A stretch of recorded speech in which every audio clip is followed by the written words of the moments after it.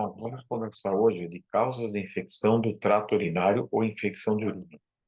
É extremamente comum as pessoas pensarem que infecção de urina é uma coisa que assim, se adquire de um momento para o outro, a hora que, assim, como se fosse mais uma gripe, um resfriado.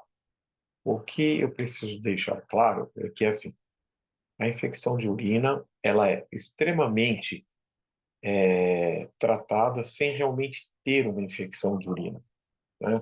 Então, assim, qualquer processo infeccioso ou inflamatório peri-aparelho renal, então, em volta do rim, em volta dos ureteres, em volta da bexiga, da uretra, né? Então, qualquer doença, às vezes uma apendicite, dá uma leucocitúria. Não tem bactéria no trato urinário, mas como a gente faz o exame, que é um EAS, ou um exame de urina 1, que é o que faz do pronto-socorro e fica pronto em muito rapidamente, meia hora, né? Este exame ele mede o número de leucócitos.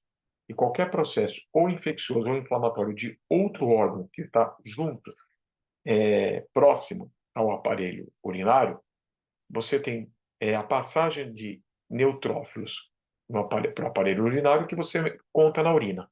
E aí vem aquela coisa, até 10 mil leucócitos na urina é normal, acima de 10 mil leucócitos está aumentado. Está aumentado não significa que seja infecção de urina, tá? O que mede a infecção de urina mesmo é urocultura, onde você conta acima de 100 mil colônias, se coletado via uretral, acima de 100 mil colônias a gente trata como infecção de urina, tá? Realmente. Agora, só leucocitúria, 50, 70, 80, 100 mil leucócitos, 150 mil leucócitos, pode não significar infecção, né? Então, apendicite, é muito comum as pessoas serem tratadas de infecção de urina no começo de uma apendicite, para depois descobrir que é uma apendicite, abscesso tubovariano, doença inflamatória pélvica, uretrites, né? Outras doenças que simulam. Mas vamos começar a conversar de causas de infecção do trato urinário, ok? Para nós termos uma infecção do trato urinário, nós temos que saber o seguinte: nós temos que ter algum problema intrínseco dentro da luz ou extrínseco, fora da luz e que está obstruindo parcialmente a luz do aparelho urinário, que pode ser rins, ureteres, bexiga ou uretra. Ou causas funcionais. Você não tem nada nem dentro da luz, nem fora da luz, mas você tem algum problema na condução nervosa, tá ok? Um problema intrínseco vai causar uma obstrução. Um problema extrínseco vai causar uma obstrução também do lado de fora, diminuindo a luz do órgão. O problema funcional, você não tem nada nem dentro e nem fora, mas a inervação está comprometida, tá ok? De forma que você vai fazer uma obstrução parcial ou total, mas uma obstrução de forma funcional, tá ok? Vamos lá. Todas essas causas intrínsecas ou extrínsecas ou funcionais, elas podem ser congênitas, de alguma doença que você nasceu com ela, ou adquirida ao longo da vida, tá ok? Vamos começar a ver causas intrínsecas congênitas, tá ok? Então, as congênitas que você nasce. Estenose da junção pielo-ureteral, JUP.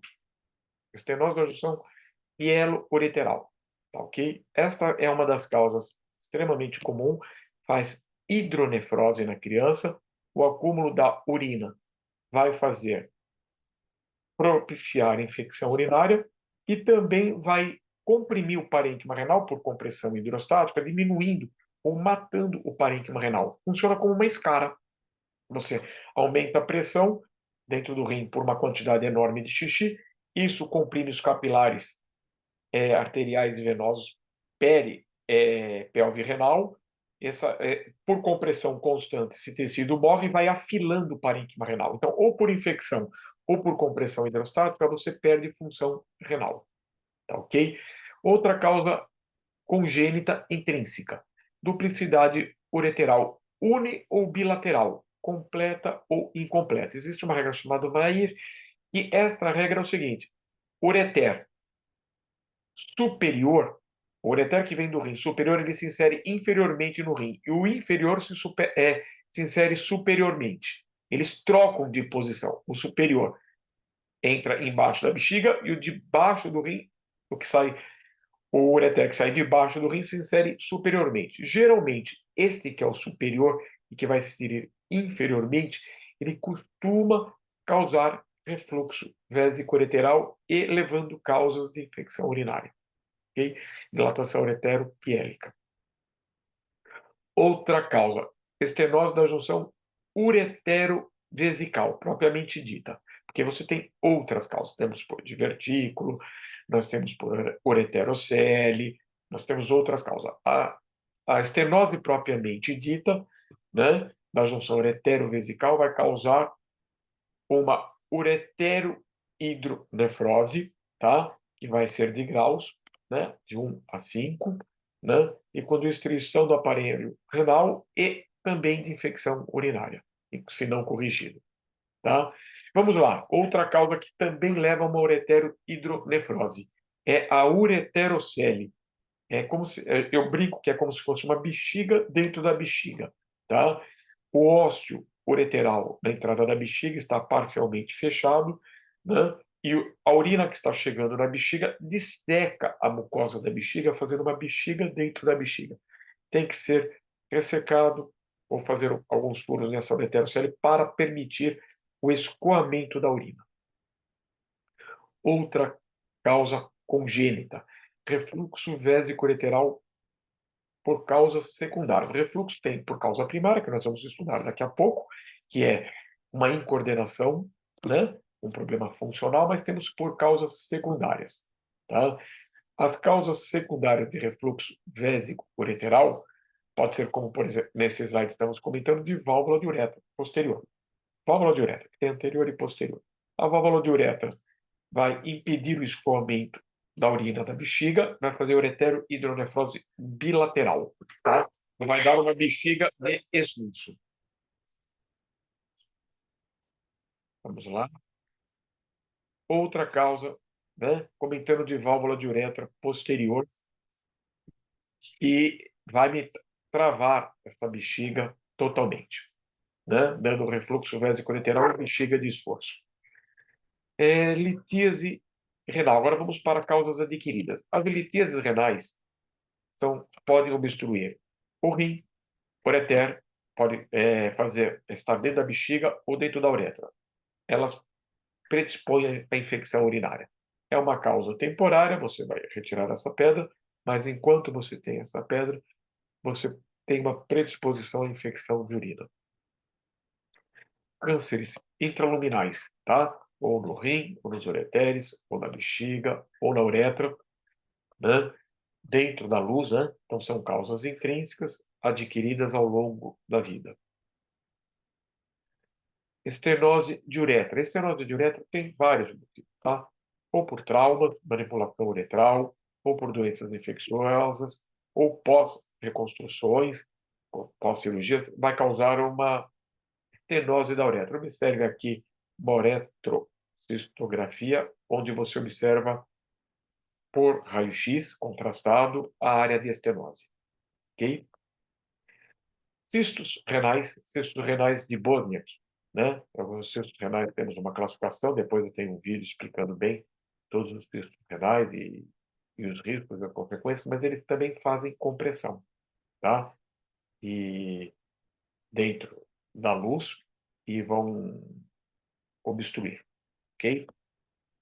Vamos para causas extrínsecas, né? As que estão do lado de fora, é uma doença fora do aparelho renal, mas extrinsecamente ela pode obstruir alguma parte do aparelho renal, rins, ureteres, bexiga ou uretra. Então vamos começar de cistos congênitos, como linfoangiomas ou cistos mesentéricos. Esses cistos podem crescer absurdamente, ter um tamanho muito grande, muito significativo. Observe essa tomografia e observe a imagem, o tamanho que ocupa a cavidade abdominal deste paciente, e é uma criança, ok? Então, eles fazem compressões, automaticamente levando a infecções do trato urinário. Outra causa extrínseca congênita são divertículos da junção uretero-vesical, que obstrui extrinsecamente a entrada da JUV, junção uretero-vesical, fazendo ureterohidronefrose, né? Acumulando urina e fazendo você perder função ou fazendo infecção do trato urinário, ok? Outra causa extrínseca, nós já comentamos de estenose da JUP, né, junção heteropiélica, mas nós comentamos por uma causa intrínseca, por fibras que afilaram, as fibras colágenas afilaram o ureter. Aqui não, aqui é um vaso polar, observe os vasos aqui passando em cima do ureter, esse aqui é o ureter, aqui é a pelve, então a saída da pelve, começo do ureter, e você tem artérias e veias, são vasos polares que fazem uma obstrução extrínseca, estrangula a luz extrinsecamente do ureter, ok? Uma causa de infecção urinária extrínseca, e ela é temporária, é o tempo que dura uma gestação. Durante o período gestacional, você tem o útero crescendo, onde você vai ter placenta, feto, líquido amniótico. Este conjunto deve totalizar do zero, quando começa a gestação, até 12 quilos, tá? E isto faz compressão extrínseca no aparelho urinário, tá? E durante a gestação é uma das causas de infecção urinária. Passou a gestação, normaliza-se tudo, tá? Vamos falar de causas extrínsecas adquiridas da gestação, nós já comentamos. Agora vamos das não fisiológicas. Algum problema dentro da cavidade abdominal que vai obstruir a luz. Então, linfomas, que são tumores, né? Sarcomas, né? Próstata, ou neoplasia de próstata, ou hiperplasia prostática benigna, elas obstruem, vão obstruindo a luz do ureter, tá ok? Fazendo com que você tenha uma dificuldade de esvaziamento vesical e automaticamente também predispondo à infecção, tá? Neoplasias que invadem o aparelho renal, ou que invadem os rins, os ureteres, ou a bexiga, ou a uretra, como neoplasias colon-retais e neoplasias ginecológicas. Causas funcionais congênitas agora. Então, agora nós estamos indo para aqueles problemas da inervação, tá ok? Você não tem nada nem dentro da luz, nem fora da luz, mas você tem ou uma incoordenação da inervação ou uma ablação. A inervação está comprometida. Isso pode ser em sistema nervoso central, medular ou por nervos periféricos, tá? Em coordenação da inervação periférica. Então vamos começar em refluxo vésico-ureteral, que é uma incoordenação do simpático e parasimpático, pode levar a uma bexiga hiperativa ou uma bexiga neurogênica. Observe esta UCM, é uretrocistografia miccional. Esse exame é uma radiografia, você passa uma sonda uretral, enche a bexiga de contraste, e se você não tem refluxo, esta bexiga cheia de contraste só pode esvaziar, né? Sentido inferior, para a uretra. E neste caso, subiu, né? Fez o refluxo para o lado direito, grau 2, que não dilatou o sistema, chegou até o polo, até o rim, mas o polo renal, mas sem dilatar. E aqui o lado direito, você observa que houve uma dilatação do ureter e da pelve renal. Ok? Então, é grau 2 à esquerda e grau 3 à direita, pela classificação. Nós temos de causas funcionais bexiga hiperativa, né, onde ela contrai antes de estar com uma quantidade de urina suficiente para dar o desejo miccional, né? E esse paciente tem uma urgência miccional, ou ele perde urina, ou ele se aperta e tem que sair correndo para o banheiro, ou uma bexiga hipoativa, que nós vamos conversar também na sequência, onde ela é hipocontrátil, ok? Vamos lá. Continuando em causas congênitas, nós temos pacientes que têm agenesia sacral, ou de todas as vértebras sacrais, ou parcialmente. Você tem uma vértebra sacral a menos, duas ou três, ou todas, tá ok? Mielodisplasia aberta. Mielodisplasia aberta, uma das partes que a neuro cuida, você tem comprometimento nervoso levando a esta doença, ok? Mielodisplasia oculta ou fechada, você olhando a coluna da criança do lado de fora, você pode ter algum estigma, né, que te leva a suspeita de uma mielodisplasia oculta, onde você tem que fazer uma tomografia da coluna para verificar, eventualmente uma ressonância, né, mas você não vê a coluna aberta, ok? A coluna fechada, você costuma ter menos comprometimento do que aberta, menos comprometimento nervoso, mas o estigma costuma ser um lipoma, tá? Um furinho na região sacral, né? Mas as mielodisplasias ocultas são lipomas, meningocele anterior, síndrome da medula dividida. A espinha bífida aberta, ela tem são 93% dos casos, a mielomeningocele 97,9%, e você tem a lombo-sagra 63%, a lombar 19,2% e a toracolombar 11,6%. Tá? Outras causas: desrafismo medular ou espinha bífida oculta. Para minimizar ou diminuir a probabilidade dessa doença ocorrer, nós entramos com ácido fólico. O ginecologista, durante a gestação, às vezes até antes mesmo de engravidar, já administra para a mãe ácido fólico durante a gestação. Isso diminui a probabilidade de você adquirir esta diferença. Esses são estigmas sacrais que vocês estão vendo aqui. Okay? Estigmas da região são lipomas, tufos pilosos, manchas hipercrômicas na região, uma simetria local, implantação baixa da pega interglútea. São estigmas para você suspeitar e fazer a investigação desta coluna, ok? Outra doença que acomete recém-nascidos são teratomas sacrococcígeos, tá? Esses teratomas comprometem a parte funcional, parte nervosa, a ressecção dele também compromete, então já tem comprometimento pela própria invasão tumoral, fora a ressecção dele, que também pode causar, tá ok? Síndromes associadas, vamos lá. Uma das doenças que acomete crianças é anomalia anorretal. Anomalia anorretal pode ser com fístula ou sem fístula, altas ou baixas, tem uma classificação, uma doença complexa que merece uma aula à parte, mas as anomalias anorretais você vai ter comprometimento nervoso, funcional e automaticamente alta probabilidade de infecção do trato urinário. Sim, outras causas: paralisia cerebral congênita ou anóxia neonatal. Aí, em nível de sistema nervoso central, você vai ter um comprometimento da inervação, e aí automaticamente essa inervação comprometida do aparelho urinário, do centro miccional, vai levar à infecção do trato urinário por acúmulo de urina, né? Traumas crânioencefálicos, pelo mesmo motivo, tá? A lesão do sistema nervoso central, se comprometer a área da micção, né, do controle miccional, com certeza, tá? De todo o comprometimento do aparelho urinário para fazer complacência da urina e para urinar, né, ou para receber e depois eliminar a urina.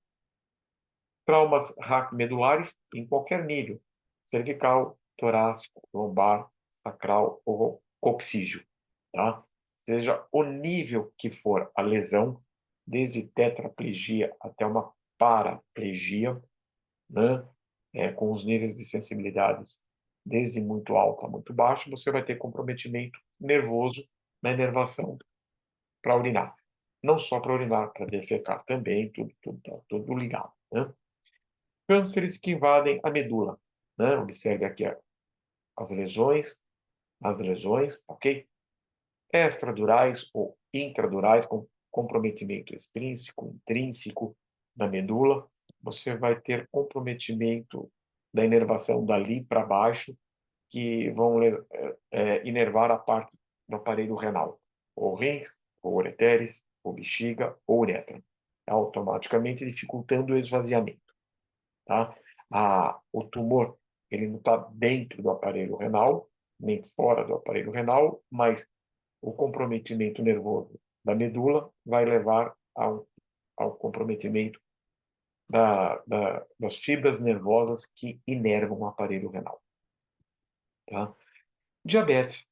Diabetes é uma coisa extremamente comum, conhecida por todos, tá? E vamos entender aonde compromete a, a, a inervação, ok? A fisiopatologia da diabetes mista é neurológica e muscular. Então, vamos lá.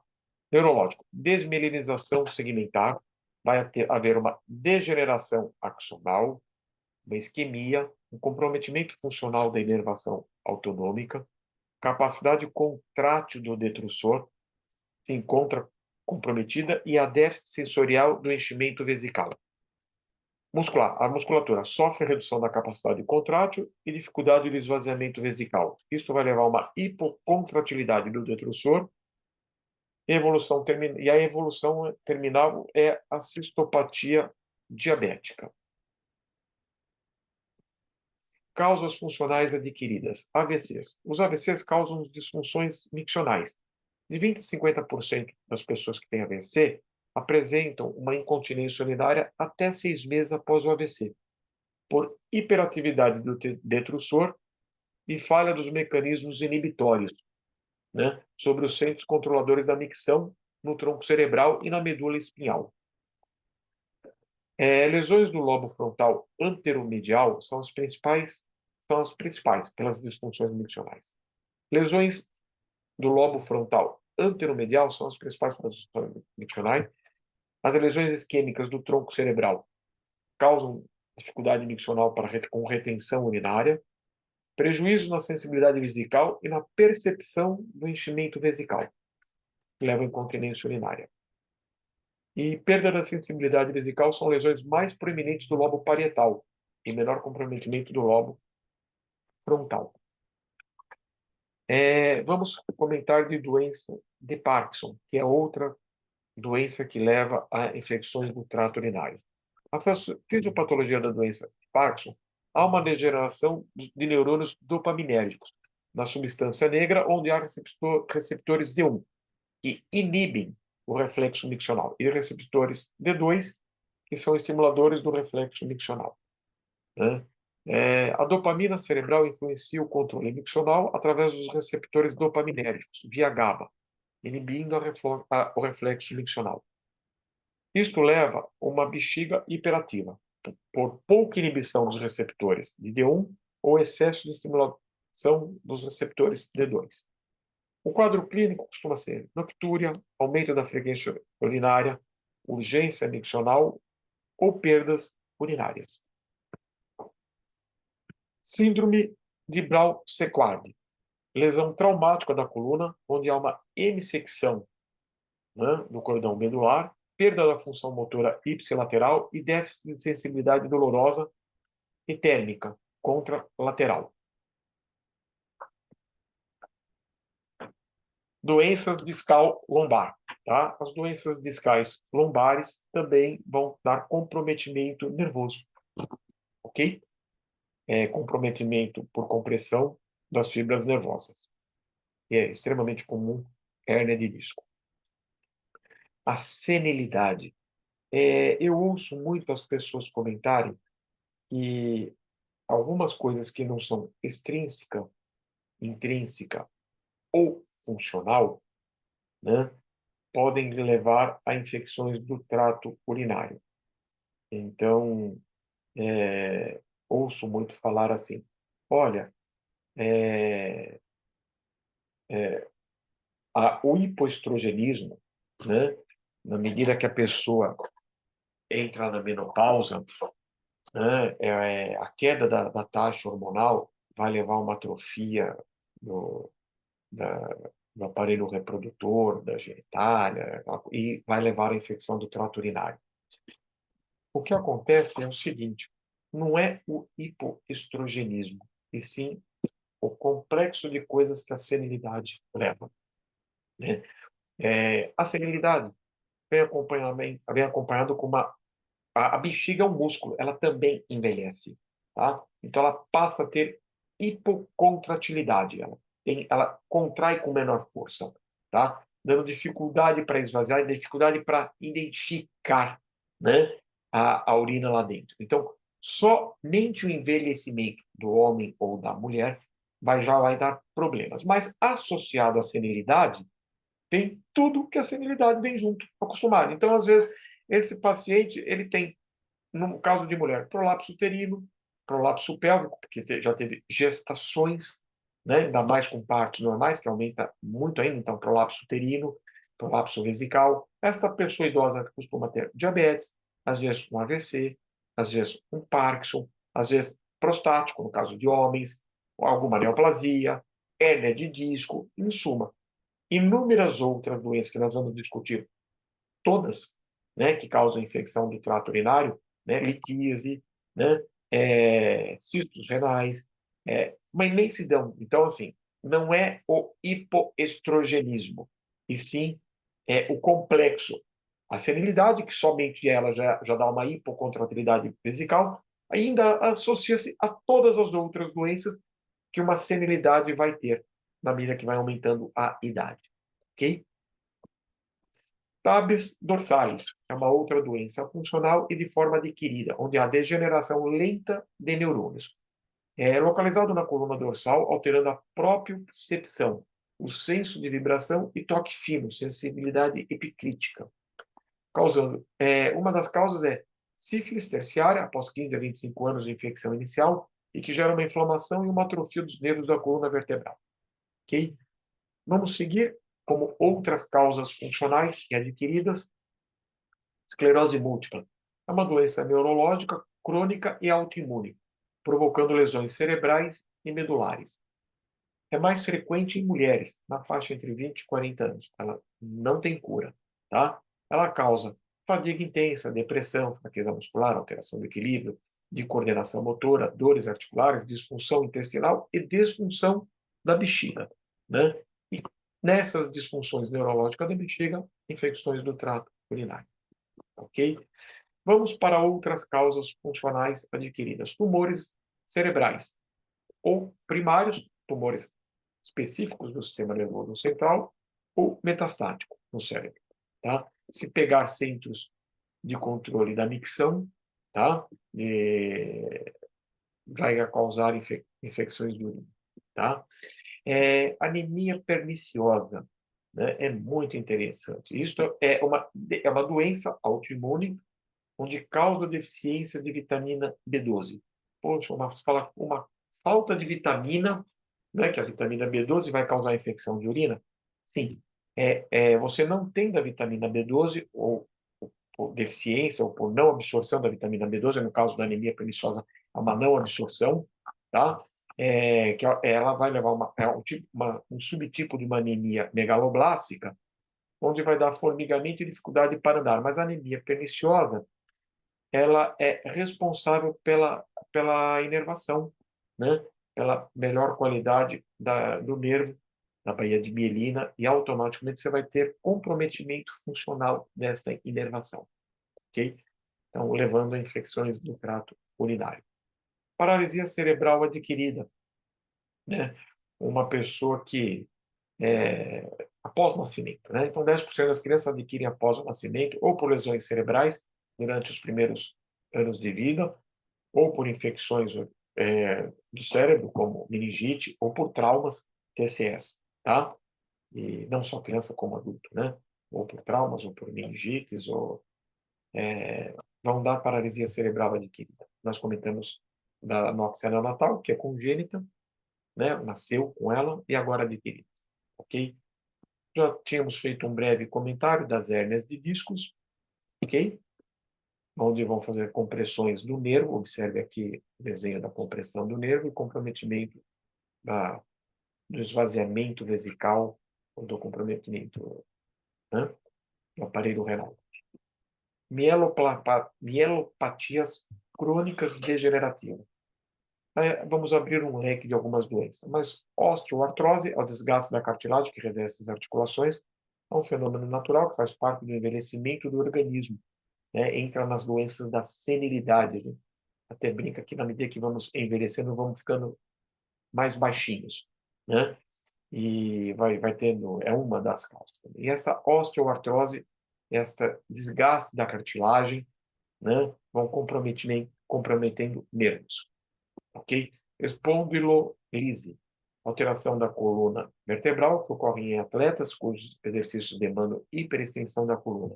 É o escorregamento de uma vértebra, geralmente a última da região lombar, chamada da quinta lombar L5, sobre o osso sacro, que é inclinado. Mielopatias crônicas degenerativas. Ossificação do ligamento longitudinal posterior é comum na população japonesa e asiática em geral. Tem uma calcificação anormal e aumento da espessura do ligamento, situado dentro do canal medular, causando um estreitamento do mesmo. Tá? Vamos para outras doenças funcionais, são cirurgias pélvicas radicais, onde você, nessas ressecções pélvicas por grandes tumores, vão fazer lesão do plexo hipogástrico inferior, né? Lesão do nervo hipogástrico, ressecção abdominoperineal, esterectomia radical, neoplasias coloretais, né? Lesou o nervo hipogástrico e automaticamente você vai ter comprometimento do renal, né? De esvaziamento do aparelho renal.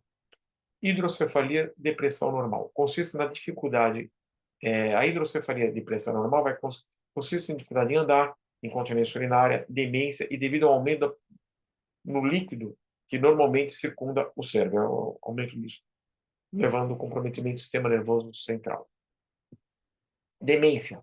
Temos vários casos de demência. Um exemplo mais clássico, que todo mundo sempre comenta, é Alzheimer, tá? Mas Alzheimer é uma delas, tá? Transtorno neurodegenerativo progressivo, de Faltal, por deterioração cognitiva da memória, comprometimento progressivo das atividades da vida diária, há uma variedade de sintomas neuropsiquiátricos e de alterações comportamentais, ok? Todas as doenças que levam a demências, sistema nervoso central, vão ter comprometimento da inervação, tá? Depressão, há alterações químicas no cérebro com relação aos neurotransmissores, como serotonina, noradrenalina, em menor proporção dopamina, e são substâncias que transmitem impulsos nervosos entre as células. O assunto todo, nós já pegamos e já destrinchamos todas as doenças, intrínsecas, extrínsecas e funcionais. Vou dar um pouquinho agora de teoria, como funciona essa inervação envolvida no trato urinário inferior. Bom, agora um pouquinho da teoria. O assunto todo, todas as doenças nós destrinchamos. O controle neural do trato urinário inferior. O trato urinário inferior é inervado por 3 conjuntos de nervos periféricos: parasimpático, simpático e somático.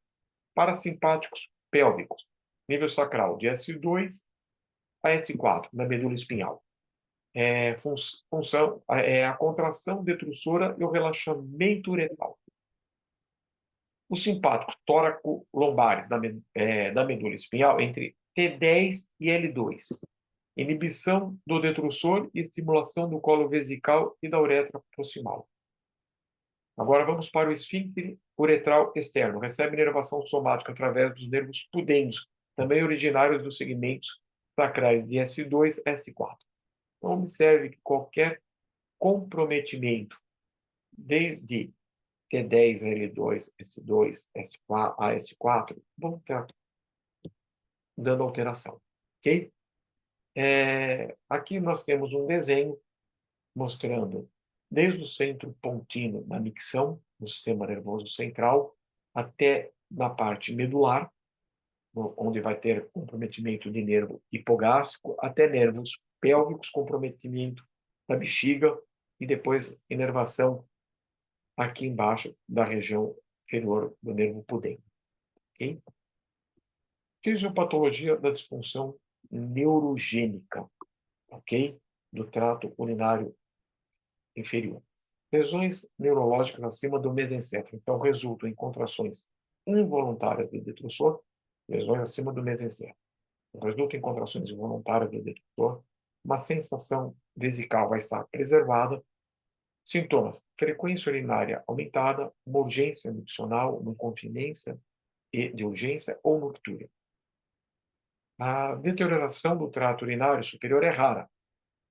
As causas mais comuns são AVC, Parkinson, demência e tumores cerebrais. Vamos lá. Lesões da medula espinhal abaixo de S2, ok? Então, abaixo de S2, você vai ter a contratilidade neurogênica do detrusor, por lesão do centro parasimpático de micção, diminuição da complacência vesical, como resultado da elevação do tônus da musculatura e fibrose da parede da bexiga, uma sensação vesical geralmente prejudicada, a função do esfíncter uretral pode ser afetada de várias maneiras. O esfíncter estriado mantém um resquício de tônus residual, mas sem controle voluntário. Pode haver incontinência urinária de esforço devido à deficiência esfincteriana. Como sintomas, você vai ter fluxo diminuído, micção sobrevalsal, você tem que fazer esforço na parede abdominal para poder urinar, fluxo interrompido e sintomas de armazenamento como incontinência urinária de esforço. Pode haver também incontinência por transbordamento. Transbordamento é enche a bexiga.